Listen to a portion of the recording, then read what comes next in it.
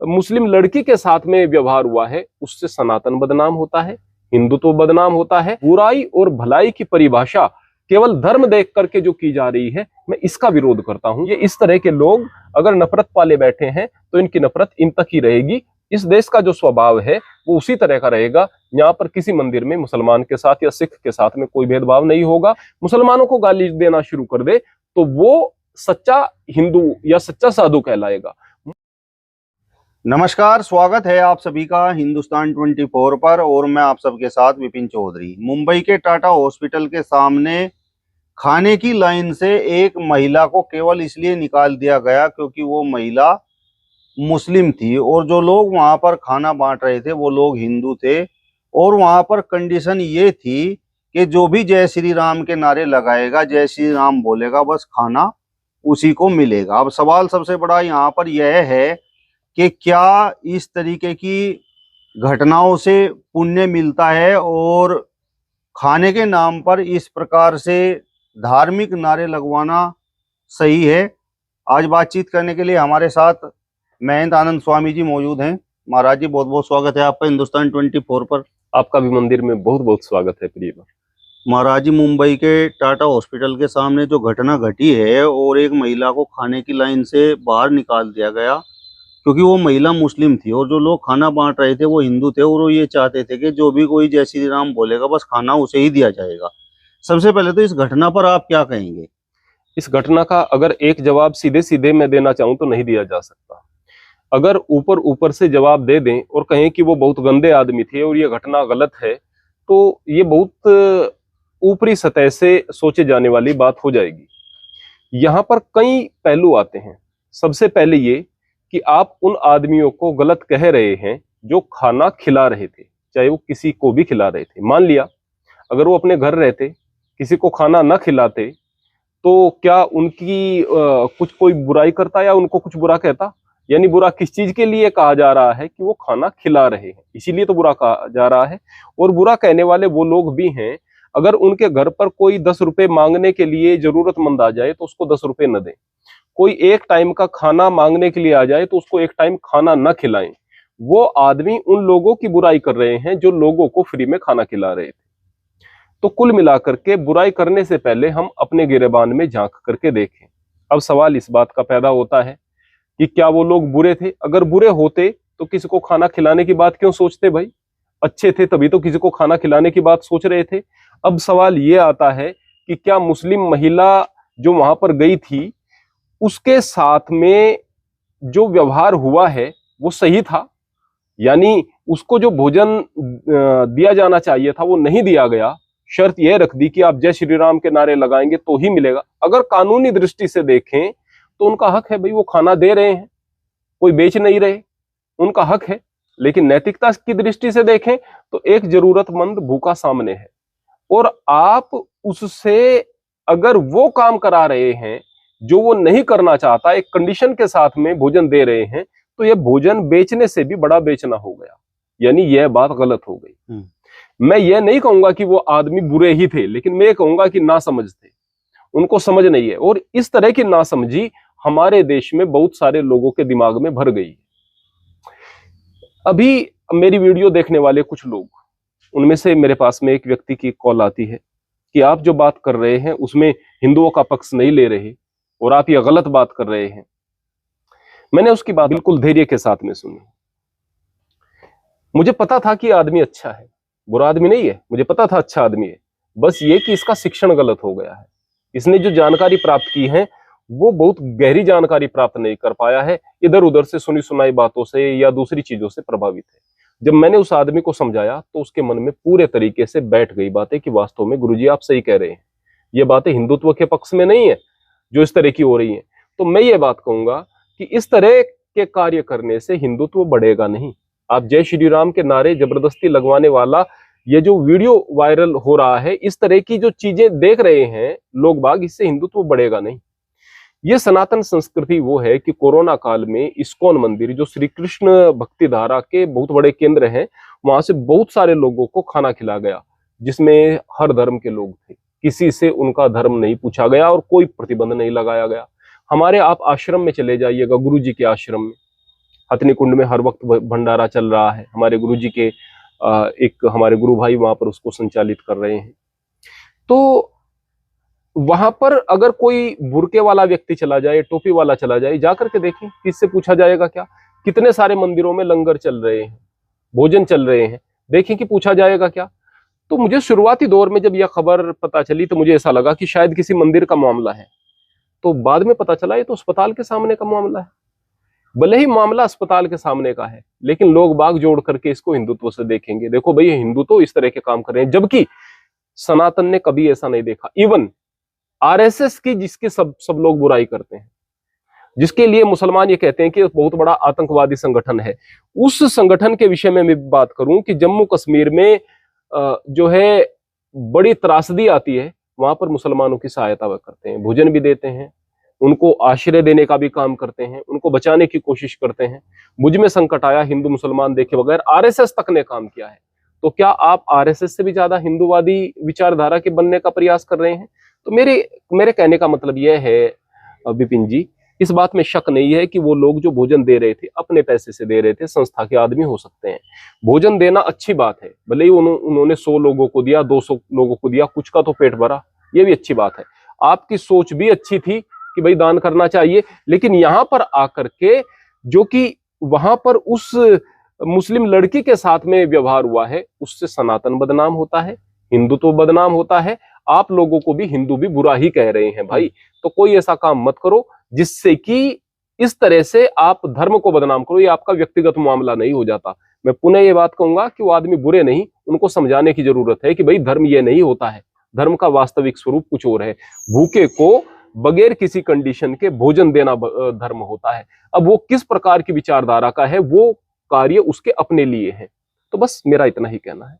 महाराज जी, मेरा सवाल ये है कि अगर किसी के द्वार पर कोई भूखा व्यक्ति आ जाए, कोई भूखी महिला आ जाए, तो उसको भोजन देना खासकर हिंदू धर्म में उसका धर्म है या नहीं है? अगर वो उसे भोजन नहीं देता है और केवल इसलिए नहीं देता है कि वो महिला या वो पुरुष मुस्लिम है, तो फिर धर्म क्या कहता है? देखिएगा, मैं आपको एक चीज बताता हूं प्रियवर, कि आपने ऐसा भी देखा होगा कि गांव में मान लिया कोई डकैत आ गया और वो डाका डाल रहा है, भूखा है, उसको भूख लगी हुई है, आश्रय की जरूरत है, अब वो इधर उधर से भटक भी रहा है। अब उसने गांव में डाका भी डाला, बुरा काम करेगा, ये डकैत है, आपको पता है कि ये डकैत है, आप उसको भोजन देंगे, आप उसको आश्रय दे देंगे, तो पुलिस आपको आकर के पकड़ेगी ना। आपने तो भूखे को भोजन दिया था, पुलिस तो आपको आकर के पकड़ेगी ना, आप गुनहगार हो गए ना। गुनहगार क्यों हुए? क्योंकि आपने उस व्यक्ति का बल बढ़ाने का प्रयास किया, उसको आश्रय देने का प्रयास किया, उसको छिपाने का प्रयास किया, या उसकी सहायता करने का प्रयास किया, जो आदमी समाज के लिए ठीक नहीं था। तो मैं ये नहीं कहूंगा कि आप किसी को भी भोजन दें, किसी की भी सहायता करें, वो सही हो जाता है। अब चूंकि उस व्यक्ति को ऐसा लग रहा था कि ये मुसलमान है और मुसलमान सही नहीं है, तो इसको भोजन नहीं दिया जा सकता, तो यहां तक वह ठीक था। लेकिन मैं ये बात कहना चाहता हूं कि उसके दिमाग में ये जो बैठ गया है कि मुसलमान ही गलत है, ये बात गलत बैठ गई है, ये बात गलत बैठ गई। मैं ये बताना चाहता हूं कि यदि केवल मुसलमान ही गलत होते तो हिंदू पर मुकदमा ना करता। हिंदुओं के मुकदमे हिंदुओं पर हैं, देखना आप, अपनी बिरादरी के लोगों के ऊपर मुकदमे हुए पड़े हैं, तो उन पर मुकदमे क्यों हैं? हिंदुओं के मुकदमे मुसलमान पर आपको 2-4% मिलेंगे, हिंदुओं के मुकदमे हिंदुओं पर मिलेंगे। क्यों कर दिया? यदि वह अच्छा था हिंदू। बुरा कोई भी हो सकता है और बेहतरीन कहीं पर भी हो सकता है व्यक्ति। आपके हिंदुत्व में भी बहुत बुरे लोग हो सकते हैं। रावण भी मुसलमान नहीं था, दुर्योधन भी मुसलमान नहीं था। रावण का पुतला आज तक आप जलाते हैं, कितने हजारों साल की दुश्मनी आप निकाल रहे हैं, क्यों? क्योंकि खराब था। क्या वह मुसलमान था? तो बुराई और भलाई की परिभाषा केवल धर्म देख करके जो की जा रही है, मैं इसका विरोध करता हूं। बाकी ये नहीं कहता कि बुरे आदमी की भी सहायता करो या बुरे आदमी को भोजन कराओ। मैं ये कहता हूं कि बुराई और भलाई की परिभाषा केवल कपड़े देखकर, धर्म देखकर मत करो, उसकी परिभाषा को बदलने का प्रयास करो। अगर कोई बुरा है, हिंदू बुरा है, तो हिंदू का भी विरोध करो, मुसलमान बुरा है तो मुसलमान का भी विरोध करो। लेकिन केवल आइडेंटिटी के आधार पर विरोध आप लोगों को कट्टर बना देगा और देश को तोड़ देगा, समाज को तोड़ देगा। महाराज जी, मेरा सवाल आपसे ये है कि जिस प्रकार की ये घटना हुई है और केवल इसलिए घटित हुई है क्योंकि वो महिला मुस्लिम थी, तो क्या इस प्रकार की घटनाओं से ऐसे लोगों को पुण्य मिलेगा, क्योंकि वो फ्री में खाना जो बांट रहे थे वो हो सकता है उनका उद्देश्य केवल ये हो कि भाई उन्हें कुछ पुण्य मिल जाए। देखिएगा प्रियवर, मैं आपको एक चीज बताता हूँ कि पाप और पुण्य की परिभाषा को जिस दिन आदमी समझ लेगा ना, उस दिन तो आदमी बहुत बेहतरीन हो जाएगा। एक आदमी खीर बांटता है, खीर किस लिए बांटी है? कि मुझे पुण्य मिलेगा। और वो दूध कहाँ से लेकर के आया है? जब उस गाय के बछड़े को या बछिया को या भैंस के कटड़े को या कटिया को, कटड़ी को दूध की आवश्यकता थी, वो जबरदस्ती दूध उससे छीन लिया। उसका हक शुरुआत में छीन करके उससे खीर बना करके दूसरे लोगों को आप खिला रहे हैं। तो वहां पर तो एक का हक छीन रहे हैं, दूसरे को आप खिला रहे हैं। इस तरह की चीजें हो रही हैं। जब वो बच्चे बड़े होंगे, उनके बच्चे या बछड़े, आप उनको बेच देंगे। अब कोई उन्हें काटे मारे खाए, आपको कोई फर्क नहीं पड़ता। यूज कर रहे हैं, दूसरे जीवों पर आप उपकार कर रहे हैं। तो ये उपकार कहाँ हुआ? मूल बात यह कि पाप और पुण्य को आदमी आसानी से नहीं समझ पाता है। ठीक ऐसे ही आदमी कई बार पुण्य करता है, उसको पुण्य का पता नहीं। तो ठीक ऐसे ही अगर वो एनजीओ वाले लोग पुण्य का कार्य कर रहे थे और वहां आकर धर्म के कारण उस लड़की का विरोध कर दिया और उसको जय श्री राम के नारे लगाने पर बाध्य करने के लिए कहा गया, तो जाहिर सी बात है, और फिर अपशब्द भी कहे गए, तो जाहिर सी बात है ये पुण्य नहीं, ये पाप हो गया।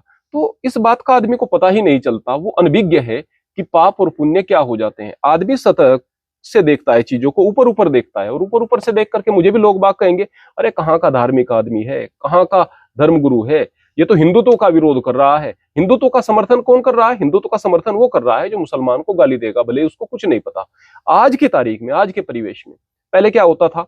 सतयुग के जमाने में अगर कोई आदमी साधक था, तपस्वी था, तो उसको साधु कहा जाता था। फिर उसके बाद में जमाना बदला, त्रेता आया, कोई ज्ञानी भी है, साधक भी है, तो उसको ऋषि कहा जाता था। फिर जमाना बदला, द्वापर आया, कोई ज्ञानी है, विद्वान है, उसको साधु कहा जाता था। फिर जमाना बदला, कोई भक्त है तो उसको साधु या संत कहा जाता था। आज जमाना बदल गया है। आज अगर कोई मुल्ला हिंदुओं को गाली दे रहा है तो वो बड़ा मुल्ला है। आज अगर कोई साधु बैठकर, उसको अक्ल कुछ नहीं है, तर्क की बात उसके पास में कुछ नहीं है, शास्त्र उसने कुछ नहीं पढ़े, शास्त्रों से मतलब नहीं है, मुसलमानों को गाली देना शुरू कर दे, तो वो सच्चा हिंदू या सच्चा साधु कहलाएगा। मूल बात यह है कि लोगों के दृष्टिकोण बदल गए हैं। यदि व्यापक दृष्टिकोण नहीं होंगे, समझ नहीं होगी, तो पाप पुण्य का पता भी नहीं चलेगा। मैं दो शब्दों में केवल यही कहूंगा कि यह पुण्य नहीं, चाहे उनसे अनजाने में हो गया है या पाप हो गया है, ऐसी चीजें परमात्मा को पसंद नहीं आती। जब जरूरतमंद आपके सामने खड़ा हुआ है, उस वक्त आप उसके कपड़े देख करके यदि उसके साथ बदसलूकी कर रहे हैं तो यह बहुत बुरा हो जाता है। महाराज जी, प्रभु श्री राम जिनके नाम के नारे लगवाने के लिए उस महिला को, भूखी महिला को लाइन से बाहर कर दिया गया, तो क्या इस प्रकार की घटनाओं से प्रभु श्री राम खुश हुए होंगे? मूल बात मैं आपको यह बताता हूं प्रियवर कि इस्लाम, भले ही मुसलमान बंधु कहते रहे ये सृष्टि की आदि से है, शुरुआत से, इस तरह से चीजों को हम कहते रहते हैं, वो बात अलग है। श्री राम के जमाने की बात करें तो उस समय धर्म सनातन ही था, कुछ छोटी छोटी मान्यताएं और थी। वो छोटी छोटी मान्यताओं में अलग अलग सबकी पूजा पद्धति होती थी। अब यहाँ पर श्री राम की पूजा पद्धति कुछ और थी और राजा गुह जो कि अतिशूद्र थे, उनकी पूजा पद्धति कोई और थी। लेकिन भगवान श्री राम उन्हें जाकर परम मित्र कहते हैं, गले लगाते हैं और इतना गहरी मित्रता उससे दिखाते हैं कि देखो भाई आप तो मेरे मित्र हो, है ना। वो उनके सेवक बनना चाहते हैं, नहीं, मित्र का स्थान जो है वो बराबर का होता है। शबरी के झूठे बेर खाते हैं, वो झूठ कूट को नहीं देखते, वो बिरादरी को नहीं देखते, जाति को नहीं देखते, वो धार्मिक मान्यताओं को नहीं देखते, सबके साथ प्रेम के व्यवहार का संदेश देते हैं। ऐसे श्री राम के नाम पर यदि आप धार्मिक विभेद पैदा करोगे तो यह श्री राम के भक्त का कार्य नहीं हो सकता। वह ऐसे लोगों का काम है जो श्री राम को नहीं समझते।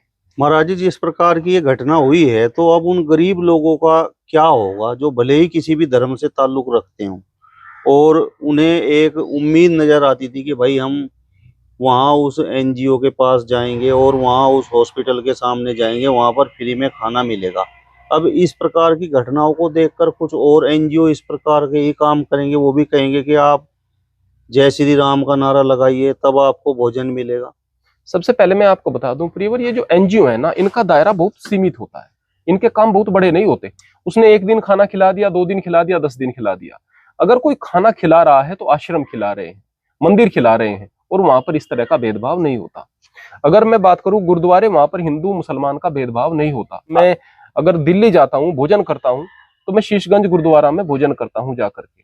क्या इसलिए कि मेरे पास पैसे नहीं, फिलहाल पैसे हैं, कोई दिक्कत की बात नहीं, खरीद सकते हैं, लेकिन वहां पर साफ सुथरा और अच्छी भावनाओं से बनाया हुआ भोजन मिलता है। वहां पर वह सतनाम श्री वाहिगुरु का जाप कराते हैं, हम लोग भी श्रद्धा से करते हैं, मुसलमान भी करते हैं, सतनाम श्री वाहिगुरु का जाप करते हैं। चलो खैर, हम तो मंदिर में बैठकर भी करते हैं, मैं तो जुड़ा हुआ हूं ऐसे विचारधारा के साथ में। लेकिन कोई जुड़ा हुआ भी नहीं, भोजन के समय वो भी वहां पर सतनाम श्री वाहिगुरु का जाप करता है और भोजन भी ग्रहण करता है।